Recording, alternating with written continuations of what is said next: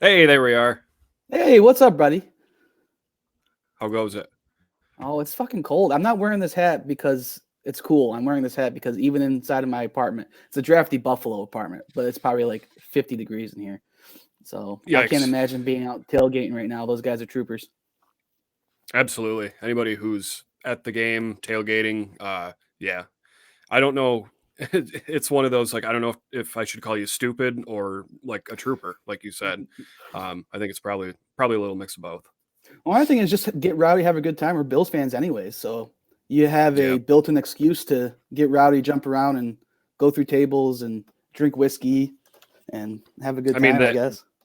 the Bills are the excuse, but it's a damn good excuse. I was talking to a It's coworker also of mine yesterday survival. who You was got to stay warm. yeah, yeah, very true. I was talking to a coworker of mine who's going to the game today, and I told him I if if it were dumping snow, 2 feet of snow from 1 to 4 p.m. on a Sunday game, I feel like that would be such a fun experience. But you get me out there in like -20 degree weather, and I would be absolutely miserable. It is tough. That cold weather will drain you, especially if you don't come prepared. And everyone's probably going to be Oh out yeah, there. I bet you they're all tailgating right now. They've been going since last night, I'm sure. So, you have yeah, people that they'll be sitting outside for 8 hours and do another 4 hours at the game. Well, you yeah. just got to be smart. Wear your layers, take breaks. Go to the warming tent every once in a while. Make sure I've you're got a you're hot keeping tip. moving, having a good time.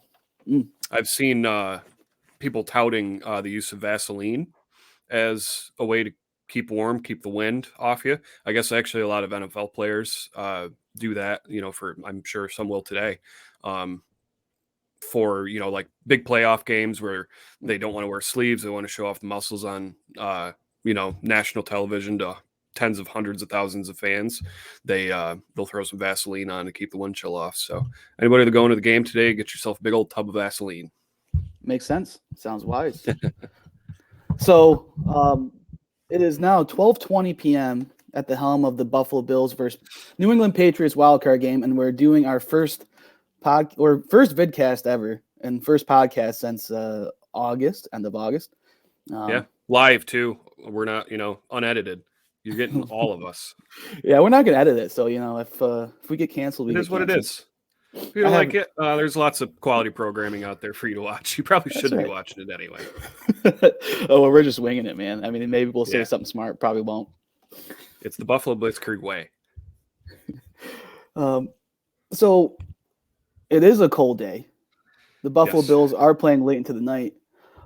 So yes. I need some advice from you before we really Hmm. get started in the Bills chat. Is I made a couple eggs because I need some protein for this long day. I need to warm Yep, myself up for this cold day. sure. I always break the yolks in my eggs whenever I cook them. How do I Okay. fix that? I've never cooked an egg Uh, without breaking the yolk. when are these yolks breaking? Is it when you're cracking them and putting them into the pan? Do they break then? Are they breaking like are you flipping the eggs and they break then? It's either on the first flip or the second flip, and they always Yeah, just like it starts oozing out and it's ruined. I have to go I over hear you. hard eggs.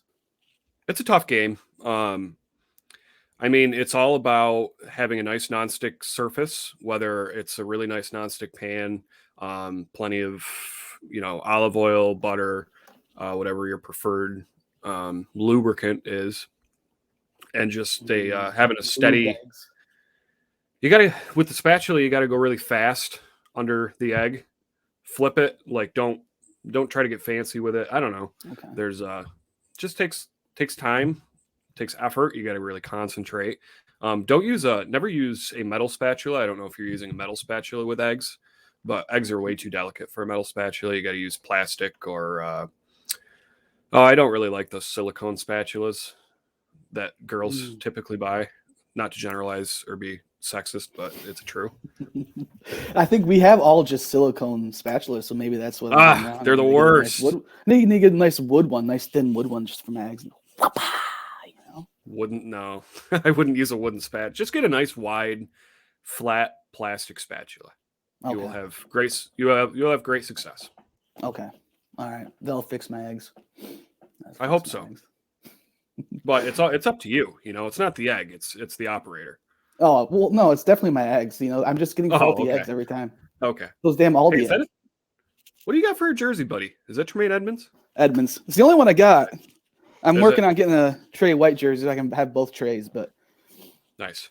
Well, it's a little better than the one I've got. I've got a Color Rush Sammy Watkins jersey that I still wear around. So it's I got it after we traded Sammy. So it was a bargain in the Bills shop. He said, why not? I've always been a big fan of the red Color Rush. And whatever, it's a jersey. Sammy Watkins might come back to Buffalo at some point anyway, so you can make it relevant again. Oh, that would be great. Well, I've thought about trying to find some sort of seamstress or something that can remove the nameplate and replace it with a Diggs nameplate. Because they are the same number, right? Yeah. Oh, yeah. Okay. But I haven't really found anybody that can take care of that for me yet. But maybe someday. I think you could do that at home. You can get those little patches and you just steam them iron them on. No, I'd like this to look legit. Oh, okay. I have thought though, in emergencies, I might just take a few strips of duct tape, put it over the nameplate, and just write Diggs. There you go. Next time you go to a game, no one will think twice about it. They'll get it. Like, oh, okay. You think Marbury's Watkins jersey to the game? Yeah. Try to get the most out of the money I spent, like $75. Yeah, but speaking of, I mean, since Watkins has left, the Bills have been the best team they've ever been, at least since the early 90s. A hell of a season we had. It was like a heart monitor of a season, though. It started off with a heart-wrenching loss to the Steelers, a disgusting and awful loss to the Steelers. Elevate, and then dropped. I think it was like rock bottom when we lost to those Jaguars, and then but we're peaking at the right time. Peaking right at the right time. I think so on too. A 4-game win streak. Yeah, I would say so. I mean, obviously December, January, leading into February those are the biggest months for NFL football. It's very exciting when they first come back. You want to see your team come out of the gate and dominate, but really those aren't the most important games. Those are, I mean, every game is important to a certain level, but nowhere near as important as winning games in late December and January. No, but it was actually, that just made me think.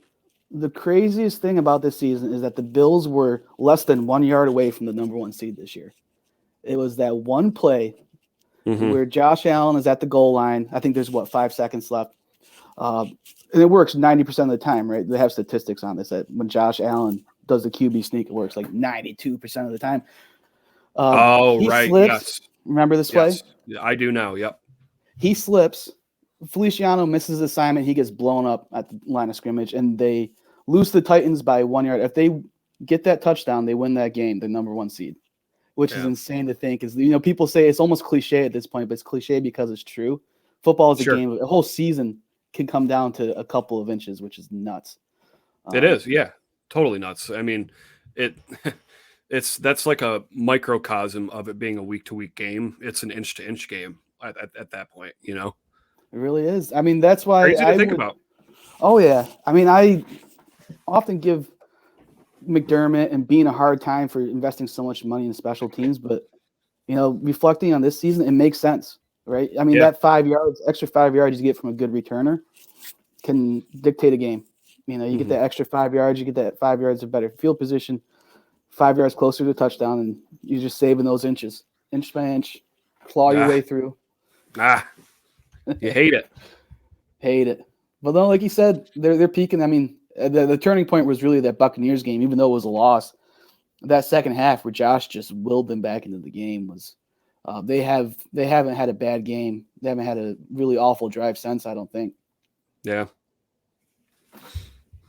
And I think overall, what's particularly impressive about this Bills season, less than their record, it was a little bit less than we probably wanted it to be. And I say PFR actually agrees too. Their expected win-loss was 13 wins and 3 losses, or 13 and 4, right? I guess, with the extra game. So we fell a little bit below expectations this year. But overall, in comparison to the rest of the league, they use this composite score, which is pretty interesting, which balances a point differential over strength of schedule. And they are second in the league in this SRS composite. Behind only, what team do you think they're behind? This one surprised me a little bit, actually. I'm kind of confused what you mean by the SRS. What is this ranking again, or how does it work? It's like a total team composite, which is pretty cool. So it takes their point differential. So the points they score compared to the points they give up, and then they Right. I'm not sure if they divide it or they multiply it by their strength of schedule composite. So they take that together with the difficulty of the teams they place with, Jeez. and they give this I total don't know. composite. I'm going to guess Tampa Bay. I checked Tampa close? Bay. No, and I thought Green Bay too. It is another NFC team. NFC. Man, I don't know. Give it to me. Only 0.01 point behind the Dallas Cowboys. The Dallas Oh, Cowboys. really? Okay. Yeah. Okay. Yep. Oh shit! No, hold on. I gotta pause it. The damn cats knocked the plan over. Oh no. Oh, can I We got even... a plan emergency, folks. Be right live back. television. This is live television. Make some Jeopardy noises or something. I'll be right back. All right. So we're gonna go ahead and try to keep this show rolling.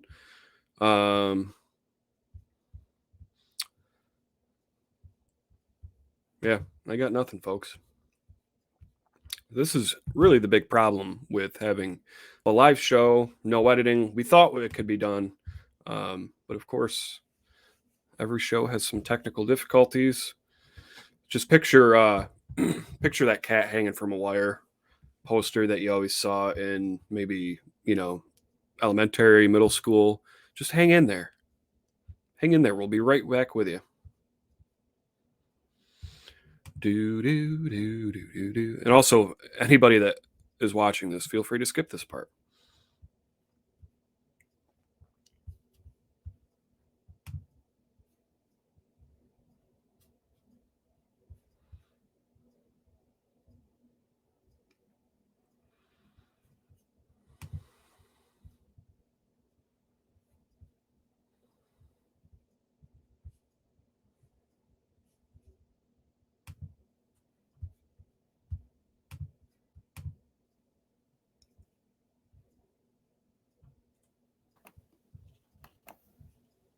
All right, it's a disaster back there, but as you can see, I had my little.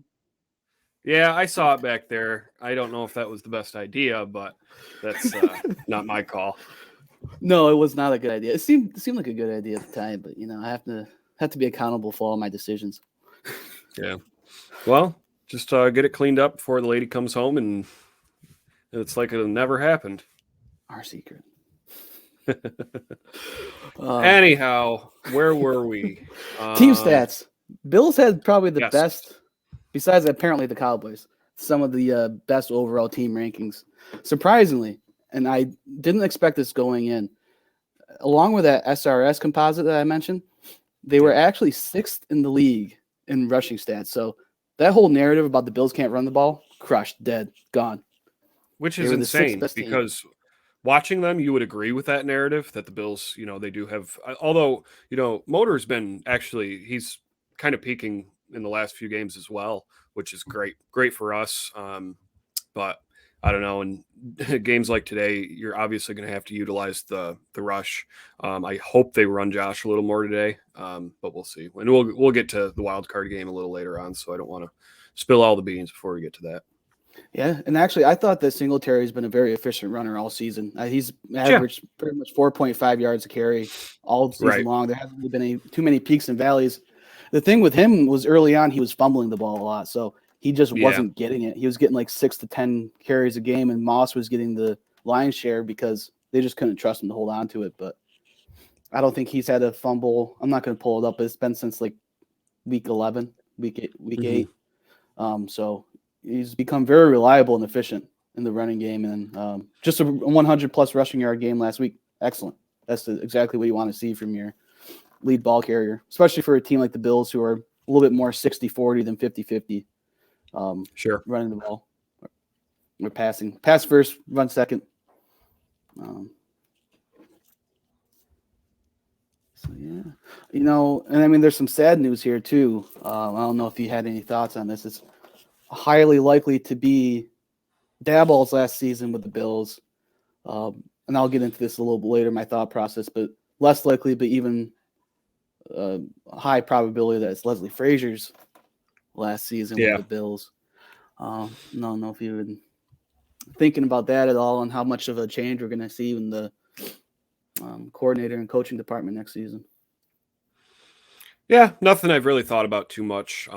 You think about, there's a lot of things you try to think about when you're coming into another season, which obviously won't happen for a while now, where you still have to finish the one we're currently at. But yeah, I mean, it would suck to see both Frazier and Daboll leave, especially for, really how much they've helped the team out in these last few years.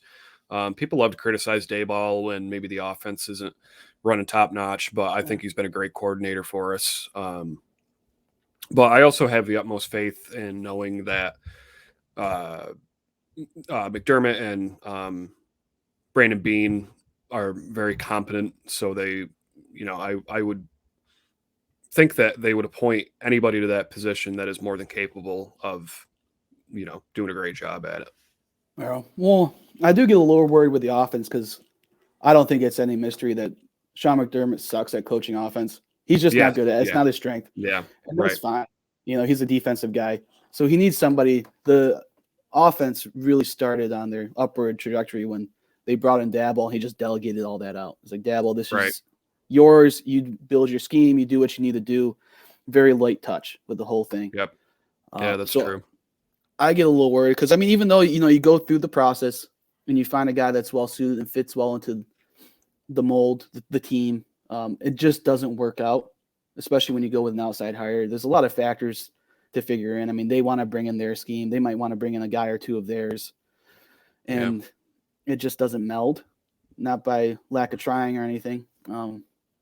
So personally, I'd like to see more continuity on that side of the ball. Dorsey's been behind Daboll as the assistant. Well, they just made him assistant offensive coordinator or something like that. And then quarterbacks coach helping develop Josh. I'd like to see him get promoted and maintain that continuity within the scheme and within the team. Yeah. Would be ideal if he's ready. We don't. Sure. Really I mean, it's a roll of the dice, but that's a great point that you bring up. Just, the continuity within this thing that Daboll's built over the last, course of the last few years would be a great thing to continue with instead of bringing a fresh head in there. And, you get a new guy in there that comes in guns a-blazing. It's not exactly a good thing. If he's trying to make a bunch of changes, it's the classic case of if it ain't broke, don't fix it. Yeah. And I don't think it's broke. Right. No, I mean, yeah, I would just what I'd like to see. I think it's pretty much a surefire thing that Daboll is going to get a head coaching position. He's still in his 40s, younger 40s, I think 43, 44. He groomed the quarterback. He groomed the top 5 quarterback in the league who was very raw. You don't keep a guy like that as an offensive coordinator very long. Every team wants to coach. They want the QB whisperer. So and needless to say, there are a bunch of coaching positions open right now. So he could go anywhere. I mean, after last week, it was like it was off to the races as far as firings went with head coaches. You saw, I think, 5 or 6 teams axe their head coach within like 24 hours of their last regular season game. So he's got some options, but yeah. And then Frazier, I don't think it's I'd say it's higher than 50% he gets, but there's a couple of factors going against Frazier, which through no fault of his own, I think it might keep him for the benefit of us. I'd like to keep both teams, both guys on the team, but his age is a big factor against Leslie Frazier. He's 63. So any team hiring him, he's not going to go to a rebuilding team that's trying to get their Bill Belichick, their Sean McDermott that's going to be here for 10, 20 years. Right. Absolutely. He's a stopgap. But I mean, like you said, though, too, for any team that is going out there to pick up Leslie Frazier, the guy does not like crispy wings. And he dumped one of your beers down the drain because it didn't have the right mouthfeel. I mean, do you really want that guy as your head coach? Rude. Just poor judgment. You can't have him lead your organization. For those who don't get the reference, Jake here, who does most of the tweeting off our account, tweeted that the other day, and there was not only was that I've gone back to it 20 times and I laugh every time, but there was a great thread to follow.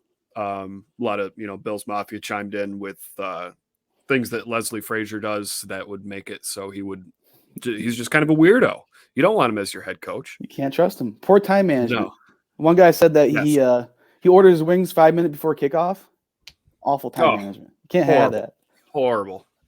You're getting them at, like, I don't know, right before the half, then you're eating them at halftime. I mean, who wants that? Just untrustworthy. Don't hire him, NFL. No. He needs to retire a Buffalo Bill. But seriously, I'd like to see Frazier get a second chance at a head coaching position. He's had one with the Vikings, I think, 4 or 5 years with the Vikings, and it just wasn't good. More losing seasons than winning seasons. Yeah. Kind of the second notch that goes against him. And then a lot of it, I mean, it might not be fair because he takes the role and he takes the position he's given, and he's done an extraordinary job with it. But we all know a lot of this is Sean McDermott's defense. It's not Leslie Frazier's scheme. This is Sean McDermott's scheme. And it's the opposite of what I said about offense. He has a very heavy touch on the defensive side of the ball. So if something's not going right, he will, he goes in, he makes the adjustments, he makes the tweaks. Mm-hmm. So I wouldn't be surprised if Leslie Frazier isn't hired, and it's by no fault of his own. It's probably not fair to him, but I don't know. I don't know if the racial factor isn't fair either, but there's obviously a racial bias in hiring too, with only one head coach out of 32 teams, and 70% of the players are Tomlinson. Black. Yeah. So, I mean, there's a lot going against him, and unfortunately, fortunate for us, but unfortunately for him, it'll keep him in Buffalo for another year. Right. Good. Yeah. Yeah, that's a good point, but that's kind of, I don't know, nitty-gritty stuff to get into. Yeah. We could probably do a whole podcast on it. Yeah. But I wouldn't fun. I wouldn't be horribly surprised if the Bears take him on to do like a quick culture change. He's a good guy for that. Bears could use it. That's for sure. Definitely. They need some sort of change. Right. But I did want to get you on. The whole reason why I called you to put you on here, because I wanted to grill you about your team superlatives. Who did you think, and we'll start with this MVP, who do you think had the best season on the Buffalo Bills? And I think there's only 2 real options you can pick from, but I'll let you take it first. I mean, I was not prepared for this at all. Just make one up. I mean, Jesus, like Josh Allen, it seems like a pretty obvious answer. I mean, he was poised, and I don't think it'll happen unless the Bills, make it to a Super Bowl and win. I would say Josh Allen will probably be named MVP of the league for the year. He was kind of poised right out of the gate league-wide to maybe be a potential contender for the MVP. But just looking at Buffalo itself, Josh Allen, honorable mention, Trey White, just because he had that, he's got the ACL tear, and I feel like I want to give him that just because he, can't finish out the rest of the season, and it sucks. But yeah, Josh Allen seems like the obvious answer. Trey was probably on pace to have another Pro Bowl season, but kudos to Levi and Taron Johnson for stepping in. They've been locking teams down in that secondary. Yeah, it's been great. Yep, great to see. I mean, I put Josh Allen down in my notes, but the more I sit and simmer with it, I think it's got to be Jordan Poyer. Actually, that guy had an ungodly season as a safety. Advanced metrics on several sites have him below 30% QB rating when throwing at him. That's insane. That's the lowest I've ever. I mean, since I started really following these things in the past 5-6 years, that's the lowest I've ever seen, which is nuts. And then even his raw stats are really good too. 5 picks, 3 sacks, about 70 tackles, just an all around like awesome season. Mm-hmm. Where Josh had a good season. Yeah.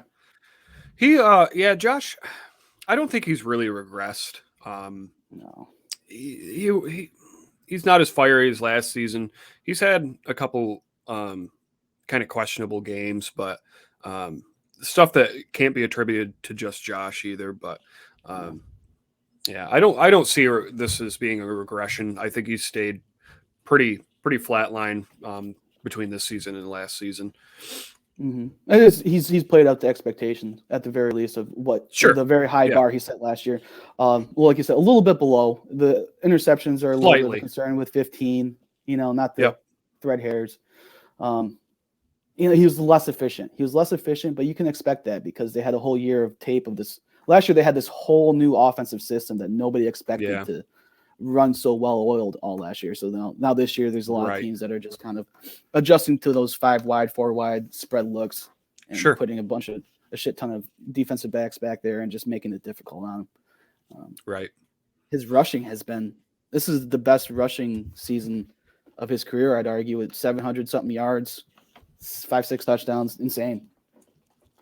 So not to take anything away from Josh, he's also had a very good season. But Jordan Poyer had one of the best safety seasons that I've seen in my 30 years of being alive. That just anchored that secondary through the peaks and valleys, the injuries, Right. tough offenses. So then, Defensive Player of the Year, you got a quick pick for that? The Brick Wall Award. It's hard not to say. Can I do Matt Milano and Jordan Poyer as a team, as a pair? Yeah, why not? We have no rules. This is chaos. Yeah. It's chaos, controlled chaos. Yeah, you really set the scene for Poyer, and Milano has stayed pretty steady as well. I would consider them our brick wall as far as or iron curtain or whatever football cliche you want to make. They're kind of it for us, I think, in the defensive backfield. Mm-hmm. Milano's been quiet this year, but really, he's been holding down run defense. When there's a big stop in the backfield, you see Milano. Right. I like that pick. Obviously, I'm going to say Jordan Poyer. Just carry over everything I said for the defensive player of the year. And then I said, honorable mention, Ed Oliver had a great season too. Another quiet season comparable to Matt Milano. A lot of pressures. We saw him, not so much in the early part of the season, but right around, I want to say Thanksgiving, he really started just getting in the backfield with regularity and frustrating quarterbacks. He's not going to show up on the stat sheet. He's not getting those accolades like Jordan Poyer with All Pro and Pro Bowl, but he had a very disruptive season. He probably deserves some credit. And I'm sure he will get a lot of credit in terms of contract extension, so he's going to get paid. But, then the Tiny Dancer Award. Why don't you start with this one here? Yeah, I think it's pretty easy. Stephon Diggs. I don't think there's anybody that's contributed on the offense as much as Diggs. Another 1,200 yard season, 10 touchdowns. Excellent. Reliable. Playmaker. Can't beat it. Yeah. And he absolutely is, especially, when it comes to the out of bounds chalk, you aren't going to find a better person to set up, within like 6 inches of that, making secure a catch while staying in. That's been to me, like the funnest thing to see game by game with Diggs so far. So. And he's getting double teamed a lot. It was really opened up. I heard a 585 report. Mitch and Ryan were talking about Emmanuel Sanders early in the season, just had an explosive first 2-3 games. That was a lot of it because teams were just focused centrally on Diggs, and he could just leak out over the middle of the field, over on the sidelines, and just feast because they weren't paying any attention to that wide receiver 2 role. And that's, even though he had a slow start, it's because he was opening things up for the rest of the team. So even those non-statistical accomplishments, Diggs had a hell of a year. Yeah. And then if I had to pick, I'll say, can I just say Tyler Bass? I think Tyler Bass? He's our weapon. Yeah. Yeah, he only missed 1 field goal this year, and it was in like 80 mile per hour winds. Yeah. Total beast. As far as just what's on the board, you will have a very reliable kicker. Tyler Bass, Steven Hauschka, names that come to mind. Mm-hmm. And Alondra here, I had a few more awards, but I don't want to drag this out too long. But we got to give credit to the most important positional groups in the league, and this is for the, what did I call it? The buffet gift card for the best linemen, defensive and offensive, this season, because it's always my opinion, offensive line is the most important position group in the modern NFL. If you can't get protection for your quarterback, you can't throw the ball, you can't run the ball, you can't do a damn thing. So I think we should give some our own personal superlatives, accolades to who are best. And then, I'm sorry, I'm getting ahead of myself. by converse, because the most important position group is offensive line, the second most important position group is the defensive line because, well, you want to disrupt their offensive line so they can't do anything. So I don't know if you had any, or I can start if you'd like, your best offensive defensive lineman of the season. Why don't you go ahead and finish this segment out? Again, I didn't prepare at all for this. Come on, you slacker. I think it's always the leader, the captain of the offensive line, Mitch Morse, just a stalwart, a reliable centerpiece to it was a wild year again. It was a wild year again on the offensive line. And I think we're building a pattern where offensive line coach Bobby Johnson is just not doing a good job, which is maybe a little bit brunt, especially for someone that's never played past 10th grade in high school. But yeah, you're seeing consistent patterns on that offensive line, both from last year, the year before, and this year, where you're not putting your best five out there. And I think if you're delegating a lot of those roster decisions and that coaching and developing to Bobby Johnson, you have a problem on your hands because 2020 we sat with Brian Winters all the way till week 10, week 11, and he sucked. He was just awful. He was a screen door. Same thing this season. We rolled out with Feliciano Ford, Darrell Williams at right tackle, and it was absolutely atrocious. Josh was blown off the line of they were getting blown off the line of scrimmage for the first 3 weeks until they finally decided to put Spencer Brown in, who turned around and has had one of the best rookie seasons as a lineman as we've ever seen. And then Rick Bates, just been sitting on the roster, just sitting on the bench all season. He comes in, and they all of a sudden they've had in the 3 weeks that Ryan Bates has been the starting guard, they've been top 3 in the league in rushing the ball. So what's going on where your best five linemen aren't playing and they're putting your franchise $250 million quarterback at jeopardy of getting hurt? You can't run the ball, and you're not able to develop those deep routes like your offense is predicated on. I don't know. It's rather confusing to me, and I can't point to anything. I mean, if it's Bean, I don't think it's Bean. I mean, maybe Bean is interfering with the roster too much. It's a possibility, but I think it's got to be Bobby Johnson. I wouldn't think that'd necessarily be the role of a GM, to kind of get into the, I guess, nitty gritty of it, if that makes sense. I mean, he has final decisions on the roster. Yeah, I guess that's true. But not so much who's playing. True. I mean, these are all guys who are on the active roster, so I have to imagine Bobby Johnson. Well, exactly. Right. Like week to week, I wouldn't think Brandon Bean has much say in those decisions. I would think year to year, absolutely. Or month to month, maybe. But yeah. But that being said, Mitch Morse has been a steady presence in the middle of the field.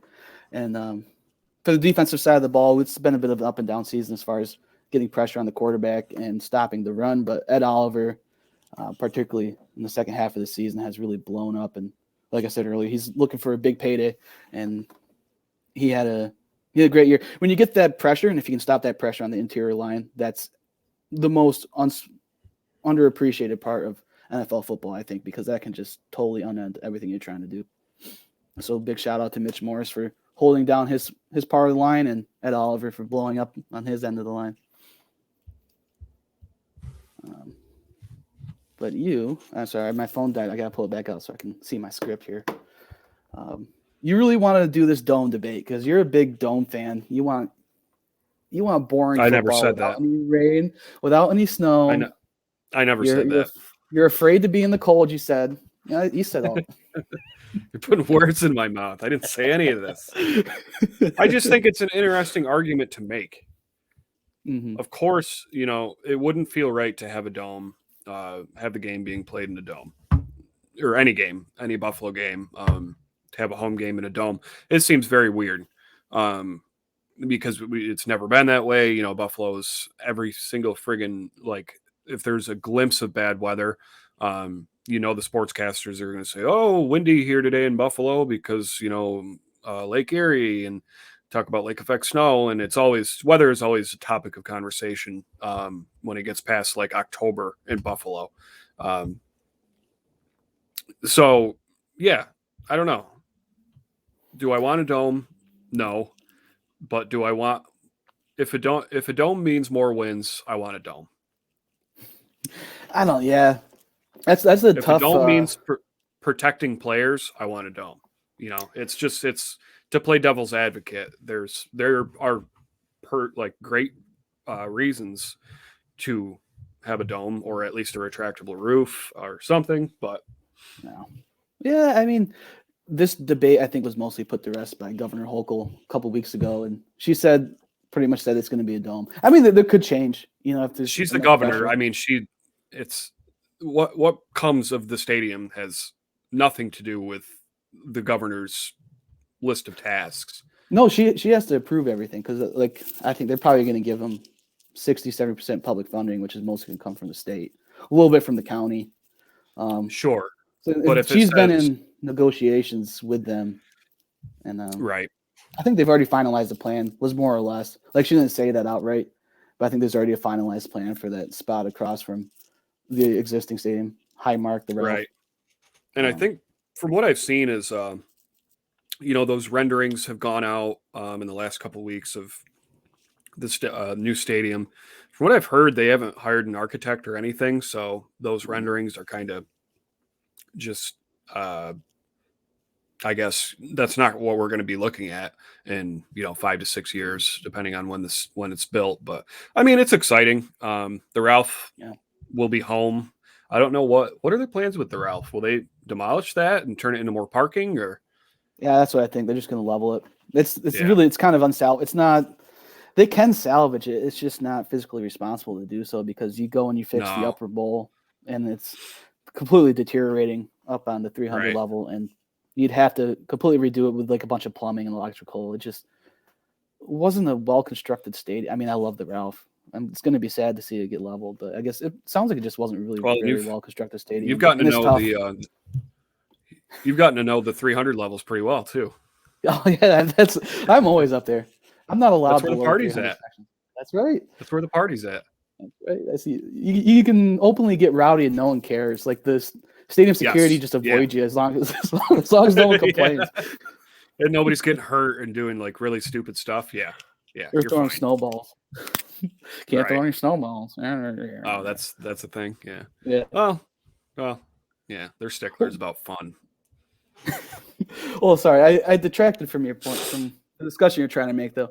I just think I'm radical with this. I think football is meant to be played outside. I know you are. Just generally, and most people are. I think it's boneheaded.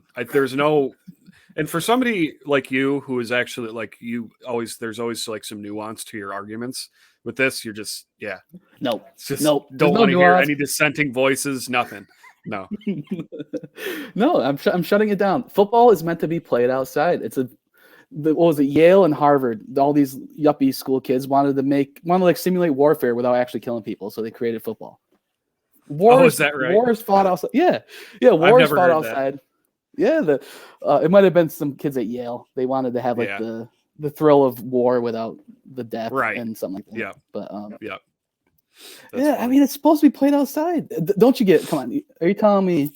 Is someone going to tell me they don't get excited when they go back to look at those old Raiders games and that natural grass when it's rainy with the partial baseball field back there and everyone's just covered in mud, slipping and sliding? You can barely throw the ball over 15 yards and it's just gritty and messy. And those sloppy. games are definitely fun.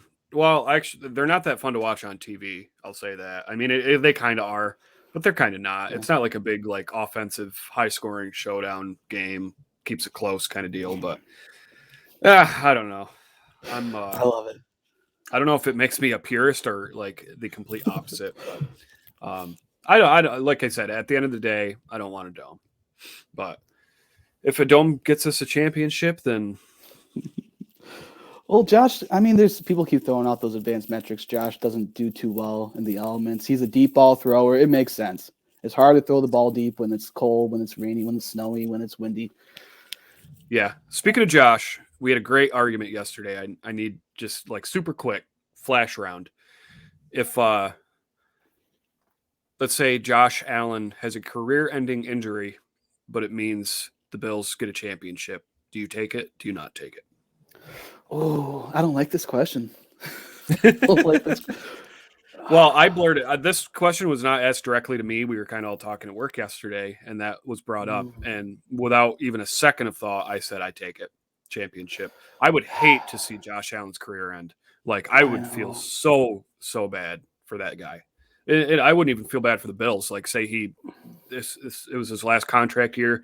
He was going off to do other things with another team. I wish Josh Allen the best. I love that guy, but I mean, if it's a Bills championship, something we've been waiting for decades and decades, I don't know. I'd say off with your leg, Josh. I know. Our hearts are too tied to Josh Allen. They really are. It's tough. At this point, I was the biggest Josh Allen hater when we drafted him. But at this point, I want if there's going to be a Super Bowl win, it's got to be with Josh now because he's endeared us. He's endeared me so much. That's what I mean. Josh would win the championship for us, but say the last play of the game, career-ending injury. I can't say yes to it. I just can't. I can't. Even if it's like, you know what, we're going to lose another Super Bowl, which is I'm just going to quit football and get into knitting if that happens. I couldn't see. His ceiling is too high. I got to see him play a good 15, 20-year career. At least 10 years. That's a great point. If he stays this gritty style. I mean, if he keeps playing like he is, he's probably only going to get 10 years. But sure. Which is fine. That's his, he chooses to play the way he chooses to. Nobody's forcing him to, make these super crazy last ditch effort runs where, Josh Allen barely slides when he runs. He's willing to take some hits, get out of bounds, which I hated it. Yeah. Which I hated at first, but now, I mean, it's like more power to him kind of thing. I just had to run that question by. I don't want to belabor the point at all. It was just a very That's a tough question. I heard it yesterday and I thought Bills championship, absolutely. But yeah, tough one. But we talked dome. Let's get to the game tonight. I actually just had the weather pulled up. The wind chill is going to probably bring it down to negative temps. We talked a little bit about the temperature earlier. Temperature right now is currently 12 degrees, which is not that great either. But yeah, it's going to be a cold game. I imagine it will be very low scoring, very short passes, slant routes, and the run game will be utilized. I think Cole Beasley will be utilized a lot today. If I were a betting man, which I'm not, I'm a very responsible person, I would take the Bills money line and I would take the under. I believe the spread is 44.5 points. I could be wrong. Or the over-under is 44.5. So I would certainly take the under, which I will be taking both the money line and the under today. That's all I got for bets. I just figured I'd throw that in there. But yeah, wild card game. What do we think? I'm very nervous. I'm just nervous in general. The way that this season's gone, I've had a sinking feeling that this is going to be a short playoff run. I have a feeling it's going to be a bad game. I hope it's not this week. I don't think it's going to be this week. I think the Bills are ready to beat the Patriots, and they have their number after that one game. This is the third time we've played them too. We should know this team by now. Yeah. They're one-sided. They're not. Yeah. I don't think they're as good as the Bills were last year, but they're kind of like what we were last year, where it was a one-sided team. Sure. Still kind of figuring themselves out, in the opposite way. We were just a downfield throwing team where they're just short, dink and dunk, run the ball, which our defense can stop as long as we keep. Another thing that Ryan and Mitch said in the 5-5 report the other day is just don't have any of those massive runs. Those massive runs are the killer. When the other team gets like a 80-yard run on them, which seems to happen regularly, it really puts them at a disadvantage. If they can just hold Damian Harris and force Mac Jones to throw, they'll be in a good spot. I think absolutely. If they have to rely on Macaroni Jones's passing game, I think we're looking good. All right. Any for the wild card? That's it. I mean, tonight is Bengals Raiders, which should be a fun one. Yeah, should be fun. That'll be a 4 o'clock game, I think. Yeah, and then right into the Bills at 15. So perfect. And then we got a slate of, I think, 3 games tomorrow. So it'll be an exciting playoff season. Yeah. This has been such a weird year in the NFL. Like no team is really standout. No team's great. No team is like poised to say, oh, they're definitely going to the Super Bowl and will probably win. I mean, you've got your Green Bay. I think they might end up in the Super Bowl. I'd love to see Buffalo versus Green Bay. That'd be such an awesome game. That would be a good one. Yeah. But no, Josh yeah, it's just been Rozier. a super weird year in the NFL. Mm-hmm. It's been fun though. It's been fun. Yeah. It's been my cholesterol and has gone through the roof, and my blood pressure's gone through the roof. Cholesterol. That's got nothing to do with football, buddy. It has everything to do with football. They stress me out, and I just yeah. And the 5 guys after every game. Stress eating. Yeah. All right. Well, that's all I got to say about that. Me too. Well, anyway, this has been fun. I think you said we haven't done one since August. That sounds about right. You're at law school, and I just got my first big boy job at Channel 7 News in Watertown, Northern New York's most trusted news source. So yeah, this has been fun. We might make this into a monthly thing, maybe. We can do that. Yeah, just bullshit once a month. Too easy. Yeah, this StreamYard makes it easy as hell too. This is nice. Shout out to Vince from Built in Buffalo for showing me StreamYard. Nice. Thanks, Vince. Anything that takes work off us, I am all for. Hell yeah. Easier the better. Farewell. Bills are on in 7 hours. So go Bills. 7 hours. Fuck the Patriots. As always, even in our older podcast, got to plug the Twitter. We are at Bills Blitzkrieg, but our name is officially Buffalo Blitzkrieg. Yeah. Because we're trying to avoid getting sued. Which hasn't happened yet. So I think we're doing a great job. But yeah, check us out on Twitter. Hope you enjoyed this episode. That's kind of all we got. We got Twitter and this puny little episode. So we'll try to get some more stuff out for you in the future. But as always, it's been a pleasure. See you later.